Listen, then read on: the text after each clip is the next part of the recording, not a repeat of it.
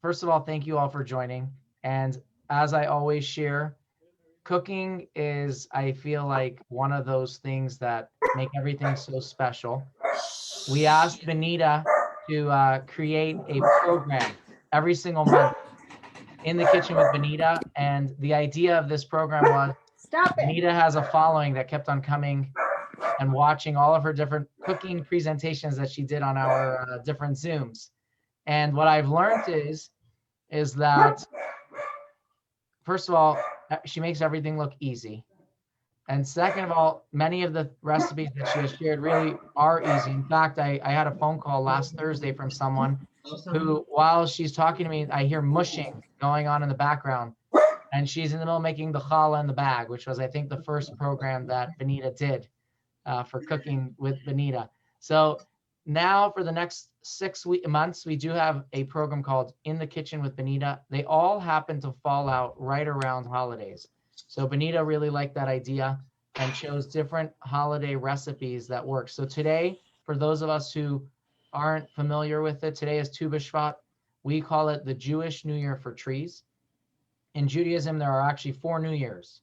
One of them is for months of the year, for the year. One of them is for cattle. Another New Year is for people, like Rosh Hashanah. And the fourth one is for trees. Now you wonder, why do we have so many New Years?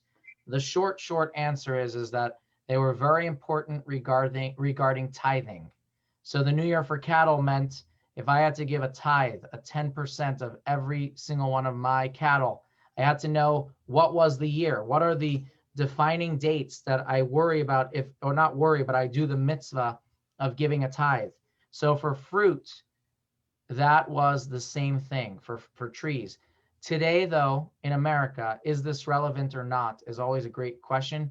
And the answer is yes, but not for tithing, but rather for this idea that if you plant a tree, there is a mitzvah that says you cannot enjoy the fruits of the tree the first 3 years. That is the mitzvah of, in Hebrew, it's called Arla. So for us, that's very important. What year was a tree born? I need to know what are those first 3 years. Tu B'Shvat will determine that. However, I do always like to share one more thing, and then we're going to move on to Benita. And that is, the question, of course, is I don't own fruit trees, or I definitely didn't plant one. And why is this relevant to me? What's the holiday of Tu B'Shvat relevant to me? And there's always, for every single thing that there is a physical part of this world, there is always a more spiritual component to it. Just like a body has a soul, in every single entity that exists in this world, there is a physical component, like our body, and then there is the soul. So there's the soul of the mitzvah, the spiritual part. And there is a verse that says a man, as in human being, I don't mean gender-wise, is compared to the tree of the field.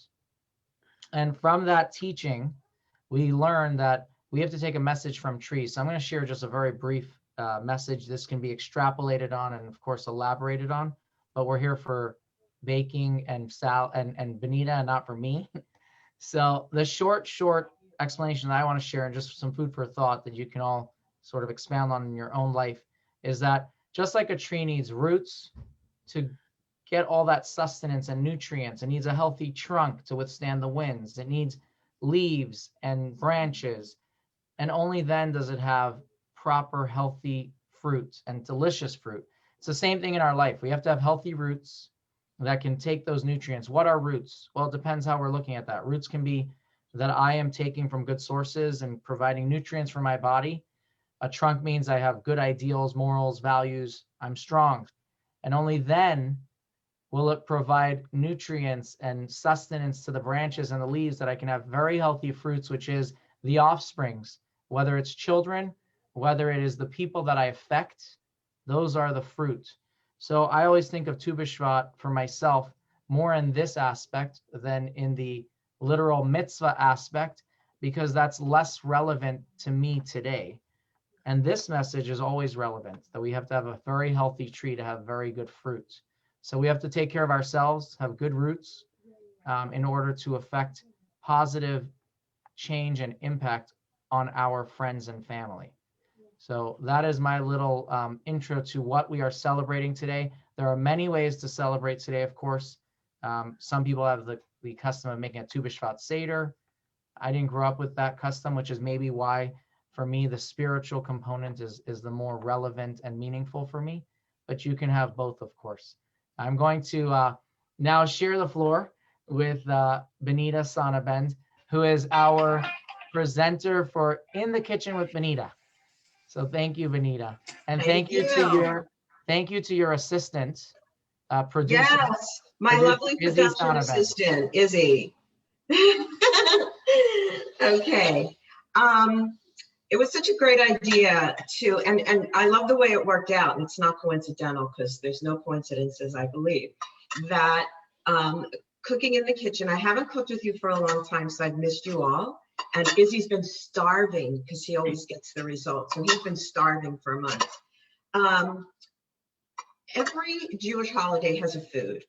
And I don't know, I think it's unique amongst Jews, but every Jewish holiday has a food.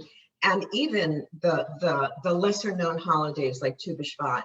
And when Levi and I talked about doing this cooking and we came up with the dates, they coincided with other Jewish holidays. So starting with Tu B'Shvat, you'd think it'd be easy to find recipes for Tu B'Shvat. It's not, but it's not so hard. So there is a book, a gorgeous book by Amelia Saltzman. I don't know if you got to see, I'll show you the cover. It's a gorgeous book by Amelia Saltzman. It's the Seasonal Jewish Cookbook. And so she has beautiful, beautiful recipes for Tu B'Shvat. The first thing we're going to do, Levi, if you would show the bowl, because we're going to add boiling water to a cup of oats. And so that's got to sit for about 10 minutes. So we're going to mix it up a little. It's going to sit for about 10 minutes. And while that's sitting, I'll do some other preparation. Maybe if I can have my main camera back. It calls for boiling water. I have an Instant Hot, so it makes it much easier. And it's just an opportunity to give the oatmeal a chance to absorb all the water and get soft. While that's happening in the recipe, it calls for the zest of 2 oranges. Of course, I did a lot of preparation, but just to show you, I use a microplane. If you love orange flavor in cakes or orange flavor in general, use large oranges. If you don't like it, use smaller oranges, use 1. The recipe calls for 2. So it's the easiest thing to do. When I make this cake, I usually just do the zesting right into the bowl, but that would take a lot of time. And that way you get a lot of the oils from the skin, which helps to keep your cake moist. This is a very, very moist cake. It's really beautiful. So we have, the recipe calls for 2 oranges, zested. We're going to use the orange in the salad recipe. So let's move that over here. Dates. The recipe calls for a pound of dates. I've cut these ahead of time, slice them long way, and then in half again. So you have bite-sized pieces, and that's all going to go into your cake. I've made this cake a couple of times, so I buy the big container of dates, and I always have them on hand. Dates are a great, great addition.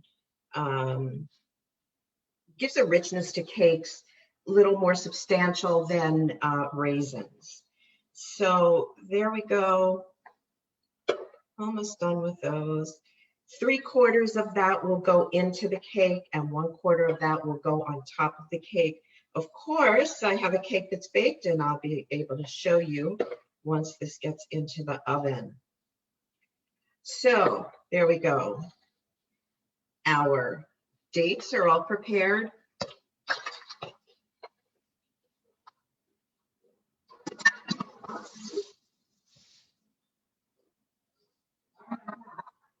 Okay, so you want to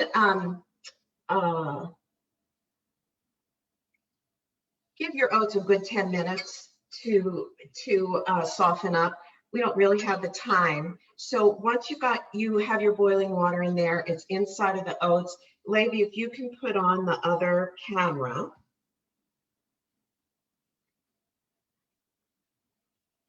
Thank you.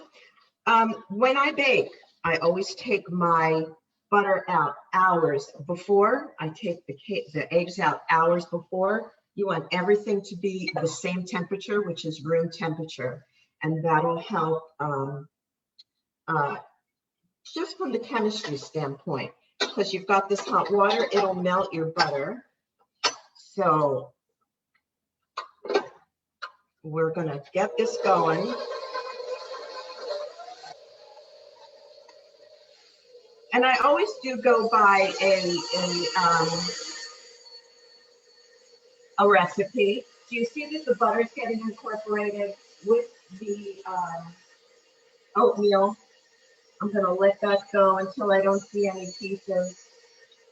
And I'm always going to refer back to the recipe. I was saying before we started that when I bake a cake, when I bake cakes, I go specifically by the recipe. When I cook, I look at a recipe and I figure out how I can change it. So this I can't change. So I'm always referring back to my cookbook. We stirred in, and then the next thing we're going to do is put in the sugars. So there's 1 cup of white sugar. Let's put that down. 1 cup of white sugar. Oh, look at you. I think I need a new production assistant. There we go. 1 cup of white sugar and 1 cup of hard-packed brown sugar. I use whatever I have in the house, whether it's light or dark. And so now we have the sugars going. And while the sugars are going, I'm going to beat the eggs just a little bit.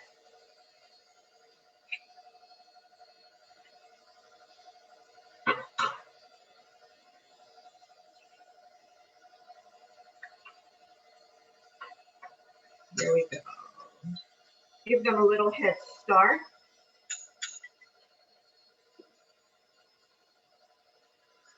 Okay.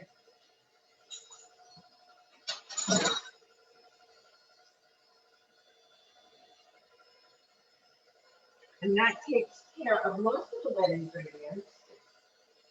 Let's see, what are we up to? So now, the recipe calls for, where's my flour? 2 cups of flour. So if you remember any of my past cooking classes, always loosen up your flour so that you don't use too much.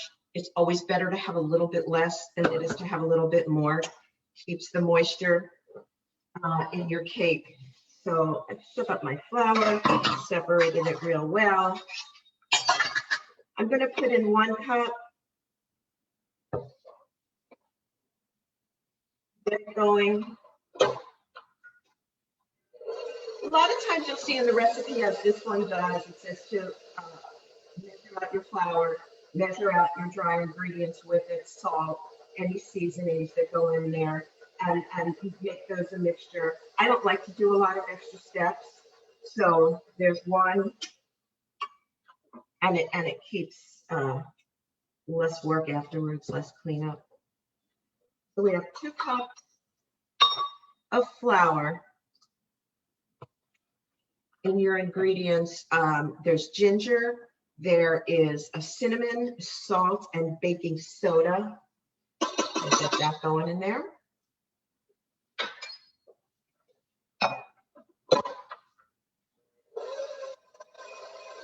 Get that cake going, and you have a teaspoon of vanilla.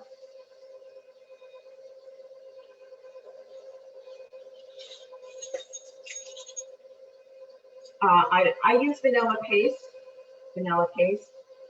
It's thicker. It gives more of a vanilla taste. I think vanilla is a really excellent taste and just tastes richer when you put in the vanilla paste. Since it's very expensive, so use it sparingly. And then the last thing you're going to do, put in your orange zest. As I say, when I cook, when I make this cake, I zest right into the pan so it does get some of the oils and it keeps the cake a little bit more moist. We'll do that. The recipe also calls for a pound of dates.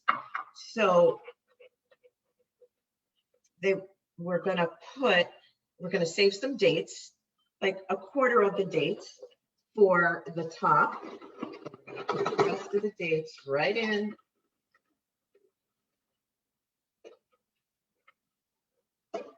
And my family laughed when I brought home that big container. What do you do with all those dates? I said, believe me, they'll be gone soon. Here we are. Oops, move my hand. And that's it. Really, really simple. You don't want to overbeat a cake. It's not like yeast dough that you do want to you want to play with forever so that it releases the glutens and you rise better. You don't want to overbeat a cake. So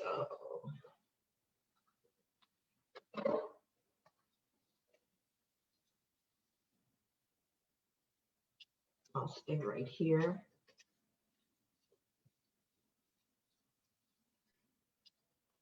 Okay, got that. Let me move these out of the way. And that's good there. Now, you're going to bake this in a 9 by 13 pan, 9 by 13 Pyrex pan. I think everybody has one of these. I know I grew up with them. They're just the most versatile. I put the butter in. When I take the butter out for to get room temperature for the recipe, I also put some butter inside of the pan. I prefer to not use pan when I bake because I think if you're going to have the wonderful richness of a cake, then you might as well have the wonderful richness of the butter that keeps it from sticking to your pan. So you're going to butter and flour, 9 by 13 pan.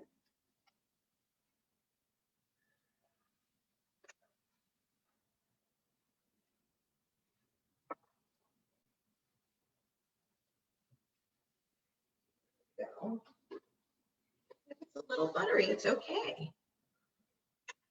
I'm going to put a drop of flour in here.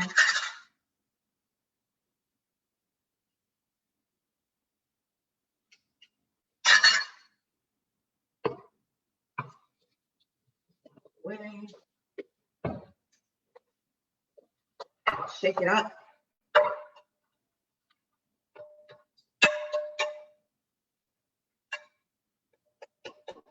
Move it around.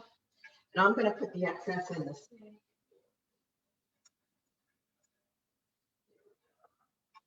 Okay, next thing you want to do, simple as could be, is pour your batter. Mix it up again because sometimes it'll settle.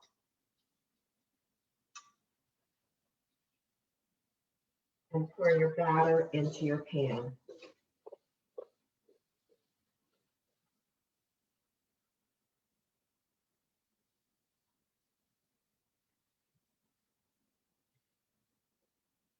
Now, I will tell you from experience, because I didn't give the oats a good 10 minutes to absorb all the water, this cake may take a little longer to bake,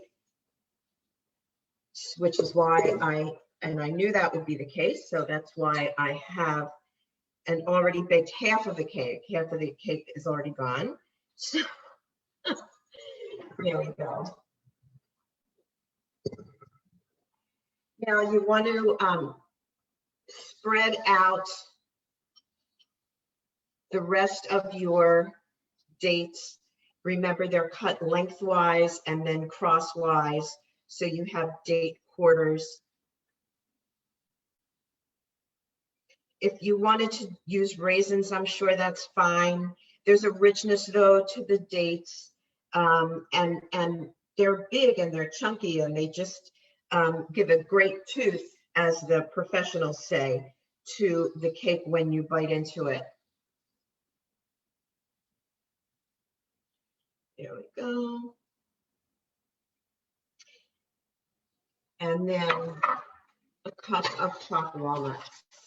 And of course, Trader Joe's is always my go-to for nuts and everything else.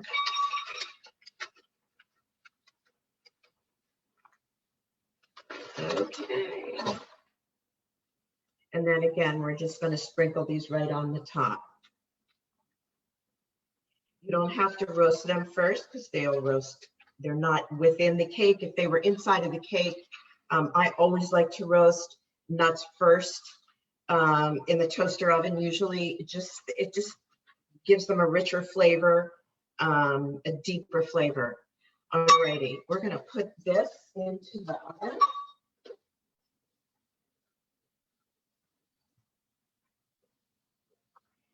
The recipe calls to bake for 35 minutes. I'm going to start at 35,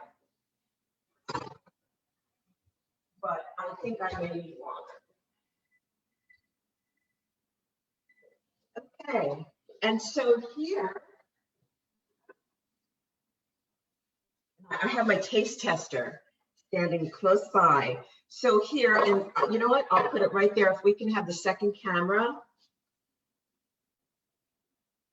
Yes, there we go. So that's what, this is half of your cake, because the other half, as I say, I have very willing people that love to take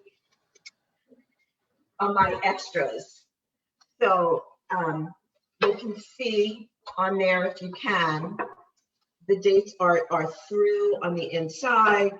They're arranged on the top. Are you gonna taste? He has to, right? He has to. And then he'll be honest as to whether Tom's coming over. And the dog is coming over because he thinks he gets a taste too.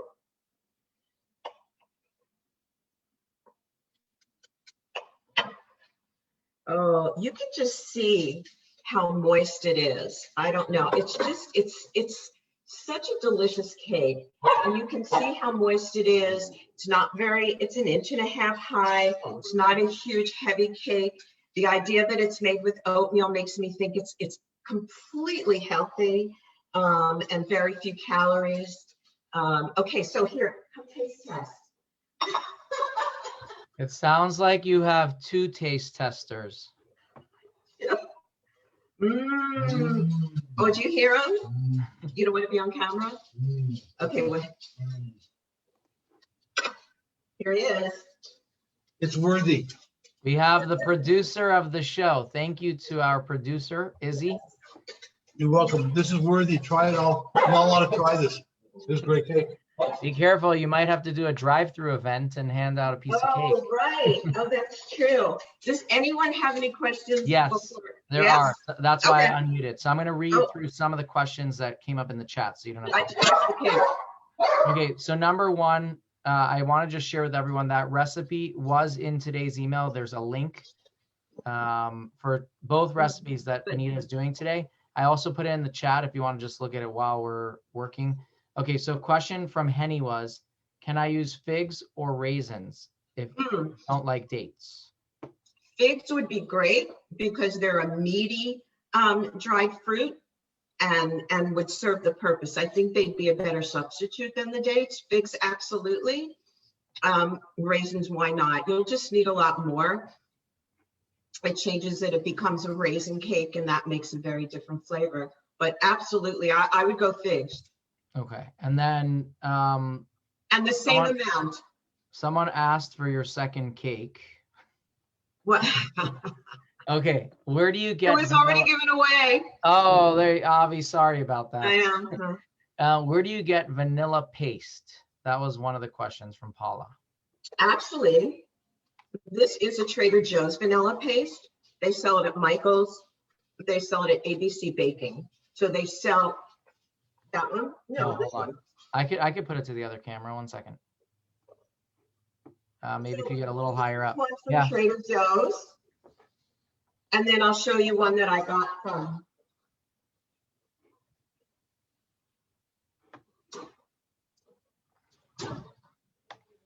This is the brand that is sold at Michael's and at ABC Baking on Indian School and 28th, which is a baking supply store, but it's not a membership, so anyone can go in. But I really like vanilla paste. You also get to see what I miss are seeing the vanilla beans. And I know that that's really more typical in ice cream, but I love to see it in a cake. I love to see it in a sour cream cake. It really depends on the kind of cake that you're making. But this gives such a depth and a richness of flavor. And when you see the beans, there's just, I think it has a whole different aesthetic. And it's a little more vanilla-y. All right, now the next question was, I know that this is a dairy cake, and in fact, if you look at the recipe, it says that at the top. Yeah. Janet asked that her mom and grandma always used Crisco instead of butter to line the pan. What is your thought? Oh, I've never done that. I don't know. I'm not a Crisco fan because I taste it and it's always on the tongue. It really coats the tongue, even though it's been cooked. I've never been a Crisco fan. However, I do make a pie crust that has Crisco in it, but I tend to use less Crisco and more butter because Crisco just, you know, if it's not real, it's not the same. Okay. And then the next question is, what if you don't have the kind of mixer you have? What do you suggest you use? Actually, the recipe says you can mix it by hand. You can use any kind of mixer. You can use a hand mixer, anything, use a whisk and do it by hand. You can use a hand mixer. You can use a regular mix master with the regular beaters that you would use for any cake. I just, you know, I bake a lot, so I have a KitchenAid. But a hand mixer is great. Actually, the first time I made this, I used a hand mixer. Awesome. And it tasted just as good. Yes. Okay, and then the last question was oven temperature, which is in the It's 350 for about 35 minutes. Okay. Perfect. And again, it is a recipe that I just Ellen, just above you, I put that link. The cookbook name, just to share that again, I have it in front of me, Benita. I'll show you. It's called The Jewish Holiday Kitchen by Joan. Beautiful. Well, cover. actually, is that the one? The Seasonal Jewish Kitchen. Yeah, The Seasonal Jewish Kitchen, and it's Amelia Saltzman. It really is. She says it's a fresh take on tradition. There are a lot of traditional recipes in here that she's kind of updated to make a little bit healthier. As I say, this is a really healthy cake with oatmeal and dates. It's really delicious. I will show you, and maybe one time I will demonstrate them, but also in her recipe book is, and I'll show you these, are Izzy's favorites. You know, you gotta bribe the producer. These are tahini sesame cookies. If you like tahini, if you like halva, boy, is this your deal. And they're topped with black and white sesame seeds. And they're really, really yum. If you want to do this other camera. Sure. 1 second. Oh, there we go. It's a really light cookie. It's great with vanilla ice cream or tahini ice cream. They're the other cookies. And they're simple to make. Really delicious. So there's a lot of good recipes in this book. And it's a beautiful cover. And I read recipe books like some people read novels. So it's a really good book. Okay. Yes. Perfect. It looks great, that cake. It's delicious. All right. So now are you doing the transition? I will, yes. So I'm going to move these things. The dog wants to speak. And yes, and we're going to be making a salad in a second. So you can entertain the crowd. I should entertain the crowd. Okay, we're going to do music on hold.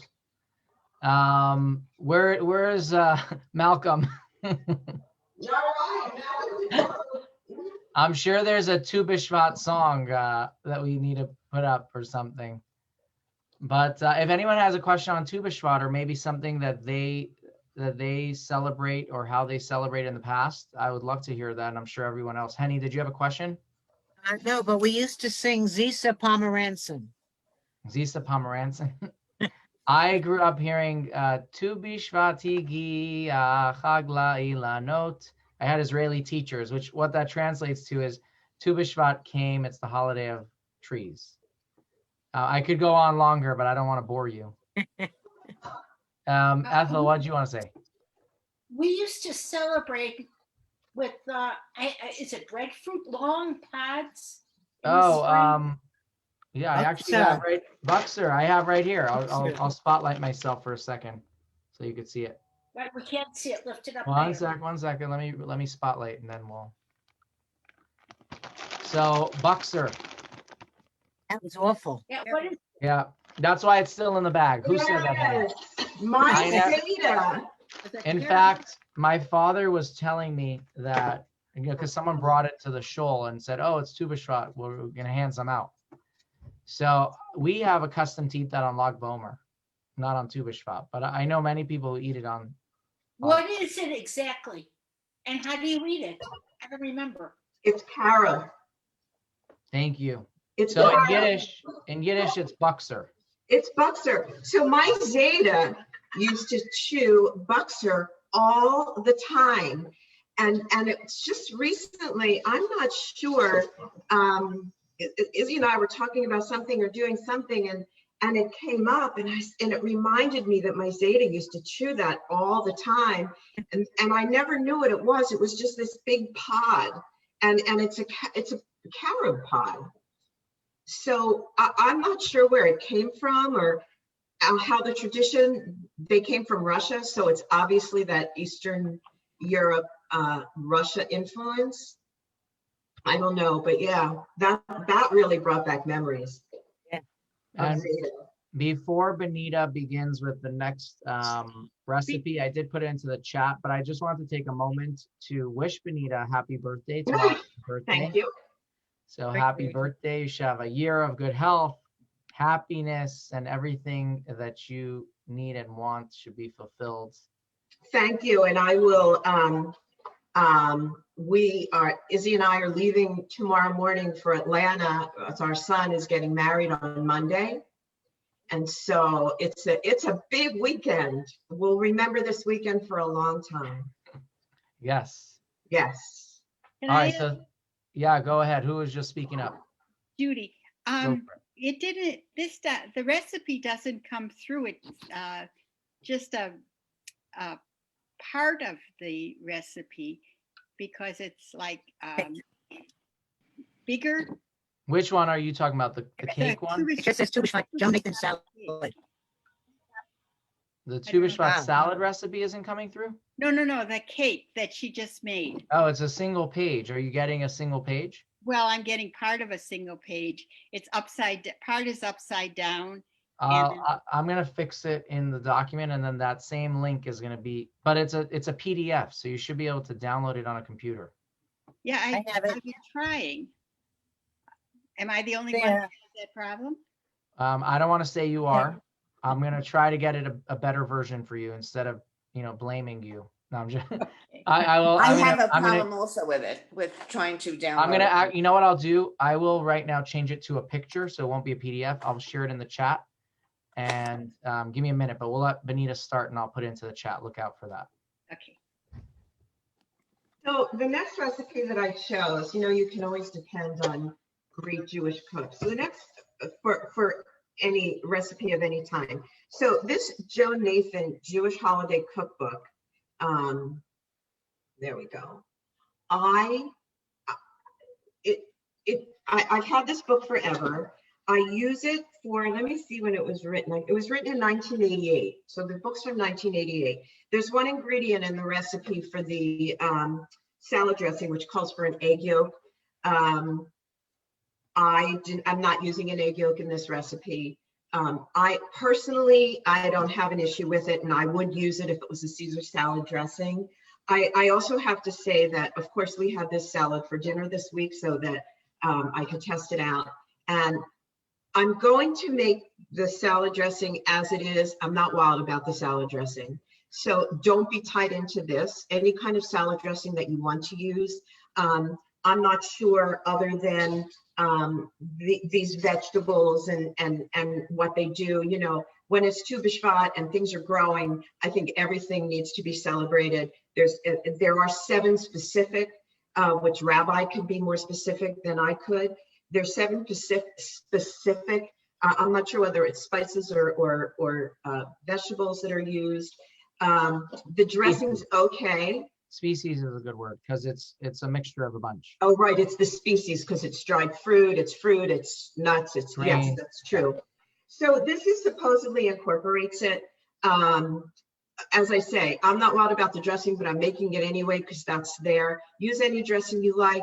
You can do many things to this dressing because it's really very basic, not quite a vinaigrette, but it's really very basic, you know, so that you can add some things and some different seasonings.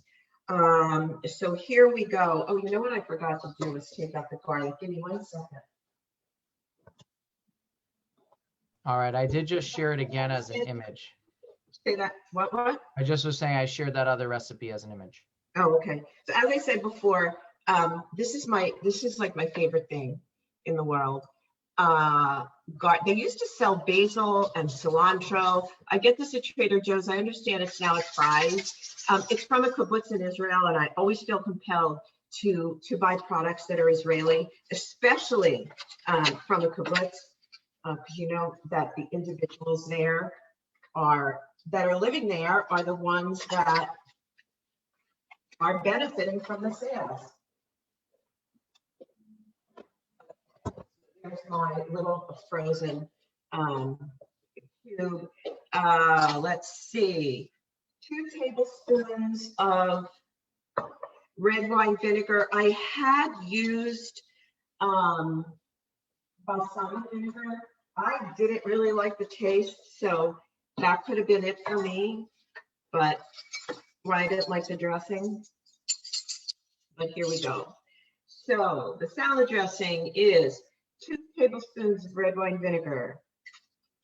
And again, adjust seasonings to your taste. If you like something with a little more vinegar taste to it, you can add a little mayonnaise to this to make it a little creamy. There's so many things that you can do. The egg will make it creamy as well. So between the egg and the oil, that would make it creamy as well. If you don't have an issue with eating raw eggs, then make that addition of the egg yolk.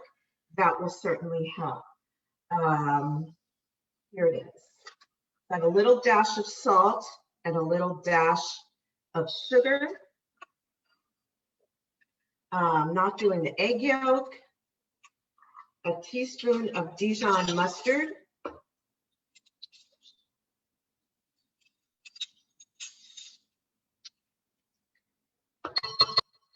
And it doesn't have to be exact, it's just really kind of to taste. And then a little pepper.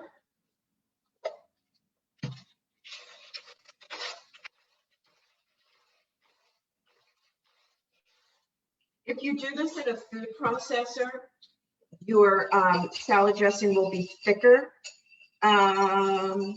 But they said, you know, it says add the oil at the end, so it gets thicker, and that's exactly what does it. It's the oil will make for a little bit thicker.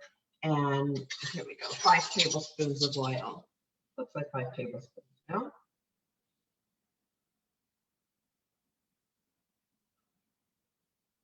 And this is really simple. I debated whether I was going to demonstrate a salad, because, you know, but it's always, was that 5 or 6? I debated as to whether I was going to demonstrate a salad because it's really so simple, but it's a little thing and it makes a great meal. And it's always good to have a new and interesting, different salad recipe. So there's the dressing. If you put in mayonnaise, again, if you're not opposed to a raw egg, that would thicken it up. And you won't have a lot of waste. It doesn't make a lot. You can add lemon juice, so many different things that you can add to this. You can put oregano in if you wanted, whatever seasonings. We're going to put that aside. So here we go.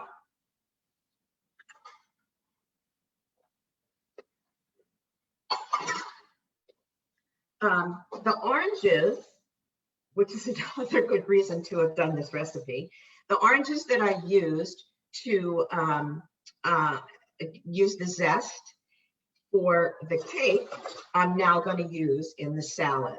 So the salad calls for, let's do this. I'm just trying to see if we can get it all on camera. Okay, a head of romaine. Cut it any way you like. If you want to, tear it, if you want to slice it narrow, bite size. There we go. Can you see what I'm doing? Yes, we can. Yes, there we go. And so it's a lot easier to do it bite size. So I cut it long way and then down the middle. Some people will just tear it. I know that if you use a knife on lettuce, which is a big no-no for a lot of chefs, if you use a knife on lettuce and then the lettuce sits around for a while, the edges will turn brown. And it's the chemistry of the steel against the lettuce for some reason. So a lot of people say, a lot of chefs don't cut your lettuce, tear it.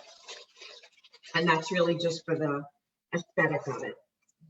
Watercress, so it calls for watercress, which I've never used watercress before. I don't find that it has much of a taste. Every watercress you buy is kind of one of these living, so you can plant it, I guess, and continue to have watercress. I'm not sure. If anybody's more well-read on this, let me know. So we're just going to cut off some of the leaves on top. And put those there.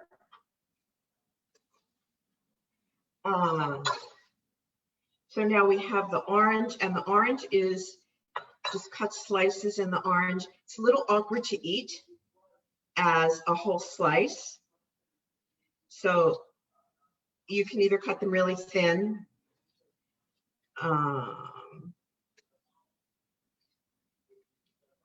or cut it down the middle and make half slices. It's so quiet with everybody on mute and I can't see anybody. So I kind of like the dog's listening now, but I'm assuming you're listening too. Have no fear, we're all here. Okay. Okay. So that's one of the oranges. And I'm going to just slice it really thin.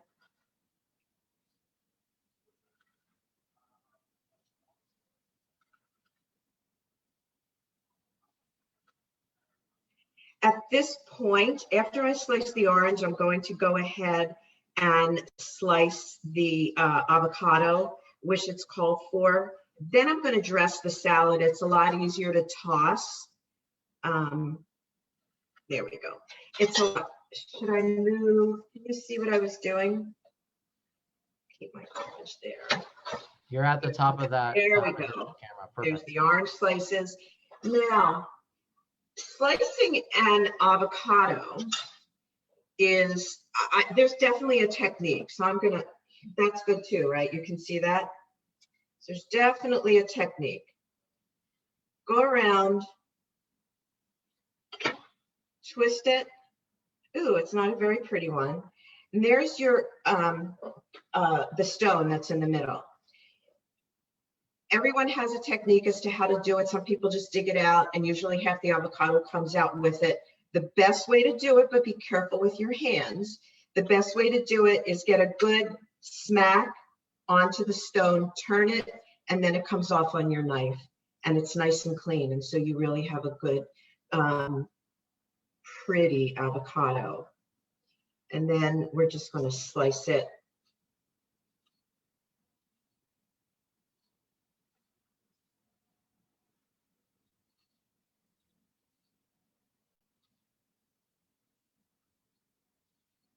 I'm going to dress the salad because it'll be a lot easier to mix.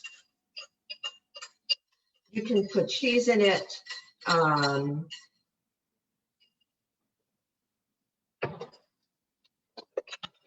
Toss that a little bit. Really a good, refreshing salad. There we go. It also calls for an endive or endive or endive, however you want to say it. Endive doesn't have much taste. I'm going to cut it down the middle. There we go. You can see that. And then cut it into chunks. Put it in there. Again, you can use any vegetables. You can use tomatoes or cucumbers. Don't limit yourself to whatever you like to put in there. Artichokes, canned artichokes, marinated artichokes. Get this other one.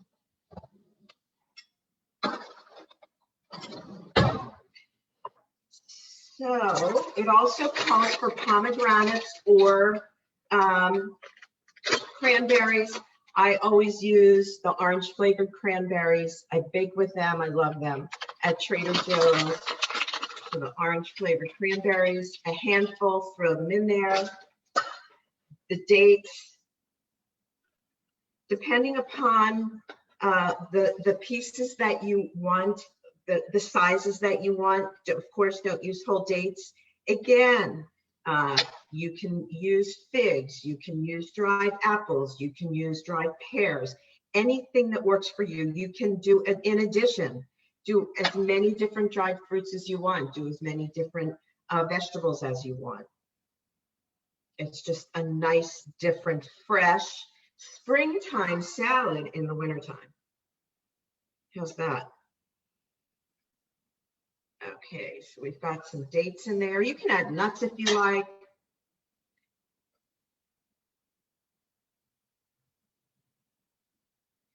Here's a good way to just get your avocado out. Most of the avocado comes out. You see the skin's nice and clean. For presentation purposes, you can lay them out, fan them. I'll move this. If I move that, and I move this here so we can see. Oh, perfect. And the other one. It's a funny avocado season. They're not necessarily, see, it comes out real nice and clean. They're not necessarily perfect in the stores. They're all kind of weird. Most of them are coming in soft. They're usually either too soft or too ripe or too unripe. Let's put it that way. And then just arrange your oranges.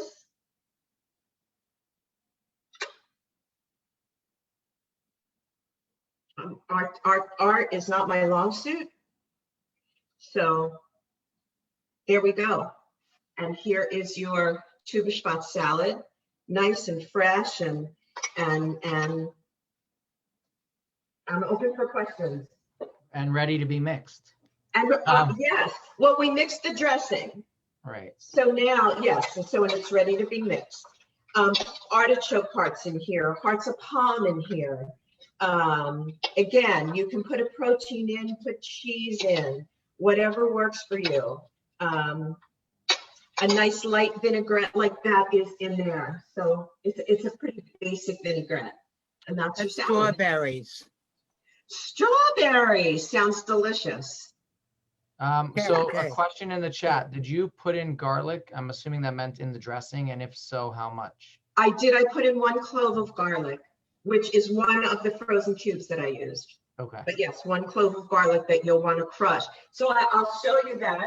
1 clove of garlic, which I didn't have fresh, but another handy dandy, my girlfriends know me, birthday gift from my girlfriend Anita of a garlic press. So just get your garlic clove and that'll do it. And then you don't have chunks of garlic and it'll mix real well in your dressing. You want to show that in the other, maybe lift it up to the other camera. And I'm going to, hold on 1 second. Let me just, there you go. Okay, perfect.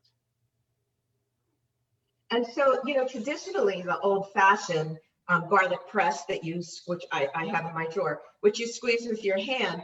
I mean, it's not bad for hand exercise, but for something really quick and easy when you're cooking and you don't want to get that involved, you just smash it on the count, you know, smash it on your board. And then it's all in here. You get all your little pieces out, put it in your dressing, and it's all incorporated. Awesome. Uh-huh. Any questions? This one didn't have as many questions in the chat, so it was just the I garlic. know, it's salad. It's salad. It's a make it however you want to make it salad. Exactly. Judy wants Exactly. to know where can someone buy that type of garlic presser? You know what? Bed Bath & Beyond, which half of them are going out of business, but Bed Bath & Beyond, any of the cooking stores around in Fashion Square is Williams Sonoma, I'm sure at Crate and Barrel, Sur La Table, any of the cooking stores. Are we allowed to say Amazon or? You can say Amazon, but why would you wait 3 weeks for this and spend shipping when you could? Oh, right, but some people aren't going out. All right, I take it back. Amazon. I don't know if it would take so long. I mean, Yes. either way. If you have many Amazon places. Prime, you can get it overnight. Yeah, I'll check. What's it called? A garlic press? Yes, I think. Okay, it's called a garlic rocker. I A just found- garlic rocker makes more sense. And let's see. Price online, there's different ones, but they're all around $15. And it's good, you know, better than, all right, I'm gonna find it in here. The garlic press. Here it is. So here's the old-fashioned garlic press that you put your, I say old-fashioned, but my mother used this. So, you know, you put your little clove of garlic in there, put down this is the little smasher, and then smash it. And this is really kind of a pain to clean, where I believe this would be much easier. And then it's just more efficient, easier on your arms, easier on your hands. If you're arthritic, you know, it's probably much easier on your hands. All right, any other questions? If not, we will definitely say thank you and wonder who is going to eat that salad. Well, it's 1:30. My daughter's going to come over, and so yeah, it'll get eaten. We'll have lunch. He already had cake, so we had dessert first because, you know, life's short. You always got to eat dessert first. I wanted to say that tune in. Can I do a commercial for next month? Sure. When is Purim, by the way? So great. I was about to say the date. So next month, February 25th at night and February 26th in the morning is Purim. The next In the Kitchen with Benita is on February. He doesn't want everyone to know. The next one is on February 25th. So that will be In the Kitchen with Benita. And it will be Purim, a Purim feature. I don't know why my dog's barking. He's wearing a bark collar to keep him from barking. It works great. 10. Anyway, so you wanted to say what it was going to be. Oh, so I wanted to say tune in because we're going to be making stop. We're going to sweet and stop. We're going to be making sweet and savory hamantash. So I'm going to make lekvar. Who knows what lekvar is? We're going to make lekvar. Lekvar is prune jam, prune preserve. So we're going to make lekvar. I'm the kind of cook where I just like to make every single thing myself. I'm not a canned pie filling person, so I usually don't make cherry. We could make mud if there's a show of hands and you like poppy seed, which is a real old, not everybody likes it, but we're going to make lekvar, which is the prune filling for the sweet hamantaschen, and then we're going to do savory. So the dough will be savory and the filling will be savory. And then, so that's February. In March, here's the preview. In March, I have excellent recipes for Passover desserts. So I will be making a few Passover goodies. Awesome. All right, looking forward. Yep. So thank you. Oh, the cake. The cake is it? 5 minutes. So my trusty cake tester is a bamboo skewer. It's the best cake tester rather than a toothpick, because I always think I'm going to burn my hands with a toothpick. So let me test the cake and see if it's done. No, it's still a little loose. But you know what? I'll show it to you anyway, and then I'll put it back. I knew it would be a little loose because the water didn't incorporate much. So here we go. You want Gorgeous. to I'm going to add the other spotlight. Yeah. I can smell it. It smells delicious. Smells really good. All right, it's going back in the oven for 10 minutes.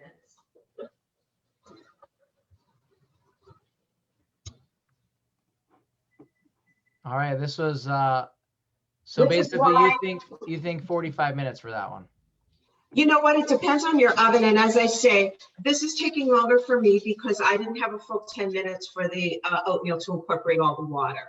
So that's why it's going to take a little bit longer. But always, always, always, you all know your oven. So if your oven bakes hot, do a couple of minutes less than the suggested baking time, but always test it and add more time. It's not going to kill anything. If it's not done, it's not done, and it will certainly get done when you add the time. And so it really depends on your oven. It depends on the day, depends on the amount of humidity that's outside as to how something bakes. It changes all the time. So today I'm adding time because the oatmeal was not fully incorporated with water. Okay, awesome. Thank you so much. I know you got a bunch of thank yous in the chat. And again, if you need those recipes, they are in the chat and in the email. So